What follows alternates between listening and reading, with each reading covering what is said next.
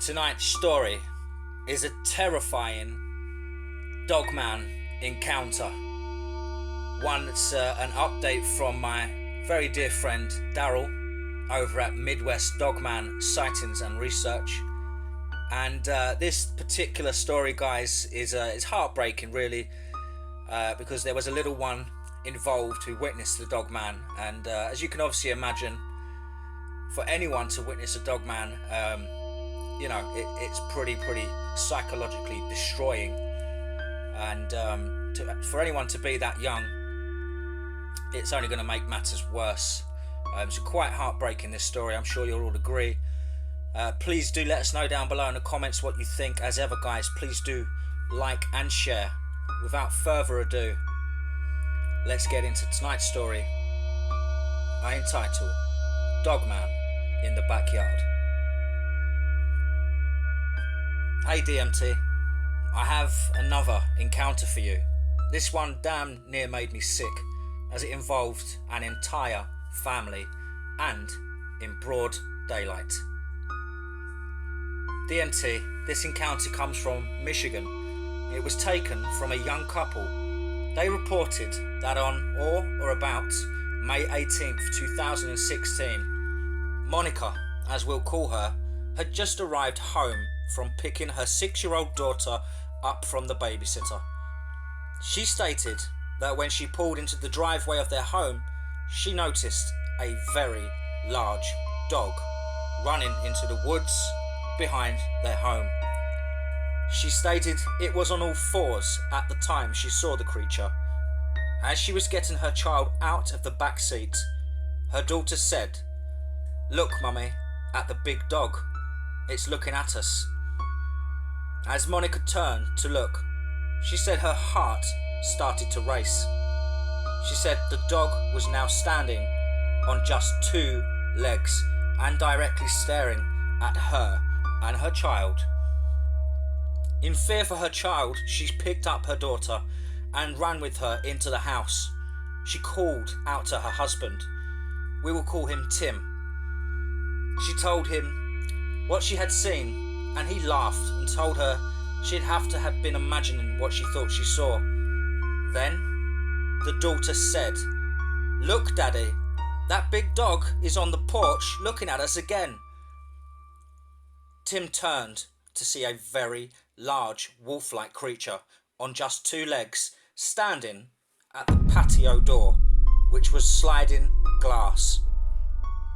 Tim stated that the creature was at least 6.5 feet tall, large wolf's head with huge pointy ears and a mouth that was chock full of teeth, and it was built just like a bodybuilder. Tim stated at first he could not believe what he was seeing and froze in fear. Then he said it looked as if the creature was looking for a way to get in their home. It began to look up at the patio door and all around the top and bottom, and then its attention fixed on the handle itself, almost as if it was trying to figure out a way to open it. Tim thought to himself, did I lock the door?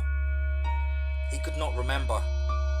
Monica took their daughter and slowly moved towards the basement door, as Tim was just trying to block the creature's view at his family. Tim could not get to the phone on the other side of the room, and he feared that if he did try and make a sudden move, the creature would crash through the thin glass door and kill all of them. All in all, Tim just felt frozen in fear. His wife opened the basement door, and as she and her daughter slowly went down the stairs, Tim then stated that he began to tear up because his daughter was crying, "Daddy, Daddy, please come with us, Daddy." At this moment, I also began to tear up. It was so sad, DMT. As did Tim when he and Monica were telling this encounter. Anyway, Tim stated that the creature then raised its right arm and hand. Tim said it had a very large hand with at least 2-inch claws. It looked like a giant raccoon paw, but easily 20 times the size. He then said this creature did something that you would not expect or even see in a nightmare. It tapped on the glass door with its index finger, as if it was taunting them and saying, "I see you. I can get at you if I wanted to." Tim said it displayed an intelligence as that of a human, but it was not human. I asked Tim and Monica if they could describe its eyes. At the very same time, they both said black. Then Monica said black as death and void of all emotion. She began to cry and wanted the interview to end. Of course, we respected her wishes and ended the interview. And as we were being walked out to the vehicle by Tim, we continued the conversation in the driveway. He apologised. I told him that was not necessary. I understand completely. He said, "No, what you don't know is I didn't lock the door." He said it then dropped to all fours and ran off of the deck. He said after a few minutes, I yelled for Monica and our daughter to come up and that it was gone. Tim stated, Monica stood in the living room and looked at the door for several minutes, then slowly walked towards the door to see if it was completely gone. Tim said she started to shake, visibly trembling. Tim thought it had not gone and she was seeing it in the backyard. Tim moved quickly to her. The creature was gone, but the reason she was shaking so bad was that in fact the door was unlocked the entire time. Monica had a breakdown, he said, and began sobbing uncontrollably and screaming. "You left the door unlocked. It could have killed my baby. It could have killed my baby." Although Monica was visibly still shaken at the time of the interview, I had no doubt that the incident occurred. Although we did not interview the children, the young girl overheard us talking and soon asked her mummy and daddy in an innocent voice, "Mummy, Daddy, the monster won't come back, will he?" After Monica was asked that in front of two investigators, myself included, I knew the interview with Monica was over. Tim would continue as Monica would leave the room and return several times, stating, "They don't believe us, they just don't believe us, no one will believe us." I assured her, "We do believe you, and there is an entire community out there that does," as she began to tear up again. The last names of the witnesses and the exact location cannot be disclosed to protect the family. Anyone with children should understand this. This interview was the most heartbreaking interview I have ever attended. The terror in Monica and Tim's voices, the little child asking if the monster was coming back as she hugged her daddy, that really tore at my heart. I would like people to know that searching out these creatures would be like taking a knife to a gunfight. They should not be messed with. A lot of encounters do not turn out like this one. Others have been physically attacked and harmed. DMT. This encounter was taken off of notes and from memory. The entire interview lasted about 45 minutes and emotions were extremely high.